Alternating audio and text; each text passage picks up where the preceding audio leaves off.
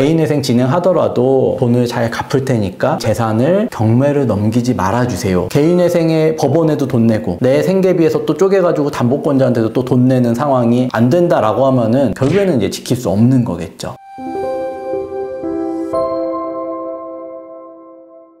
끝까지 싸워서 이기겠습니다. 젠틀한 싸움 짝 유익상 변호사입니다. 개인회생 광고 이렇게 보다 보면은 파산하고는 다르게 부동산, 자동차, 재산 지키면서 가능합니다. 이런 광고들 많이 보시잖아요. 실제로도 상담 받아보면은 내가 궁지에 몰려서 개인회생을 하지만 자동차만큼은 반드시 지키고 싶다. 집은 유지하고 싶다. 개인회생 하면 가능하다는데 정말이냐? 이렇게 문의하시는 분들이 많아요. 일단 결론부터 말씀드리면 가능합니다. 이론적으로는. 그리고 실제로도 가능하게 진행된 사례들도 많아요.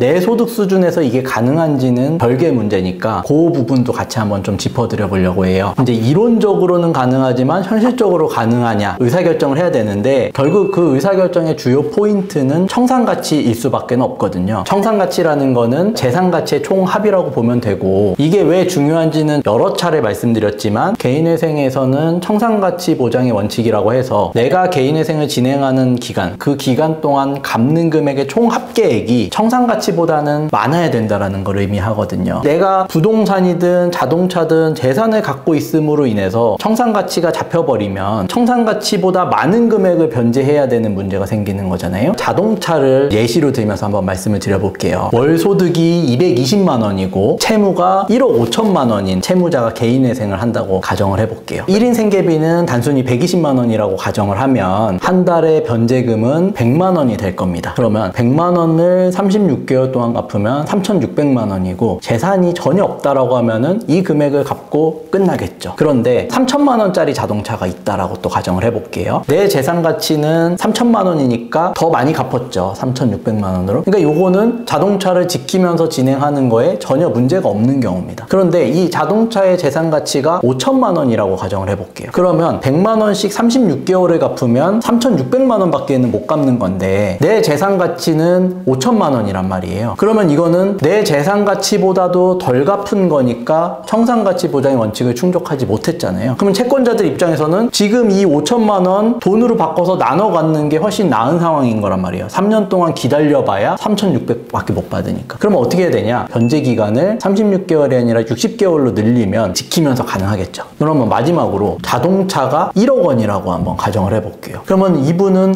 한 달에 100만 원씩 60개월을 갚아도 청산가치 보장 원칙을 충족하지 못하죠. 그러면 60개월로 변제기간을 고정시켜 놓고 월 변제금을 200만 원씩 해야 1억 2천이 되니까 비로소 청산가치 보장의 원칙을 충족을 해요. 그런데 월급 실수령액이 220만 원인 사람이 200만 원을 변제에 투입을 하면서 5년 동안 진행 가능하냐라고 하면 내가 생계비를 한 달에 20만 원만 쓰고서 갚겠다라는 거니까 이거는 당연히 말이 안 되는 거겠죠. 결국에는 청산가치 보장의 원칙을 충족하면서 변제를 이행하기 위해서는 이 재산을 처분할 수밖에 없는 상황이겠죠. 아니면 반대로 내 소득이 200만 원이 아니라 400만 원, 500만 원으로 올린다면 가능할 수는 있겠죠. 보통 이제 그렇게 큰 재산을 우리가 담보대출을 끼지 않고 사는 경우는 많지는 않잖아요. 담보대출이 껴있는 상황은 또 어떻게 처리될 수 있는지 말씀드려 볼게요. 담보대출이 껴있으면은 지키면서 진행하는 거는 조금 더 복잡할 수 있습니다. 아까는 단순히 청산가치 보장의 원칙만 충족하면 된다라고 말씀드렸는데 지금 같은 경우에는 세 가지 요건을 충족을 해야 돼요. 첫 번째로는 청산가치 보장의 원칙을 충족은 해야 되고 두 번째로 담보권자의 동의가 있어야 됩니다. 그리고 세 번째로는 담보권자에게 개인회생과는 별도로 갚아야 될 돈이 또 있어야 돼요. 이게 어떤 의미인지 구체적으로 말씀을 드려보면 차량 가치가 5천만 원인데 3천만 원이 담보가 설정이 되어 있어요. 그러면 5천만 원에서 담보 설정된 3천만 원을 빼면 2천만 원이 실질적으로 채무자의 재산 가치로 잡힌단 말이에요. 그러면 청산가치 보장의 원칙을 충족하기 위해서는 개인회생을 통해 변제하는 금액이 합계가 2천만 원을 넘으면 되는 겁니다. 단순하게. 그런데 담보권자의 협의가 필요하다고 했잖아요. 담보권자는 3천만 원이 담보로 설정되어 있는 거기 때문에 개인회생 절차를 통해서 돈을 받는 게 아니라 담보권자는 이 담보물을 처분을 해서 담보물을 경매를 넘기든 팔아서 거기에서 돈을 받아가라는 거거든요. 그런데 아까 말씀드린 채무자는 내가 개인회생 진행하더라도 당신한테 돈을 잘 갚을 테니까 이 재산을 경매를 넘기지 말아주세요 라고 이제 협의가 돼야 되는 거죠. 그래서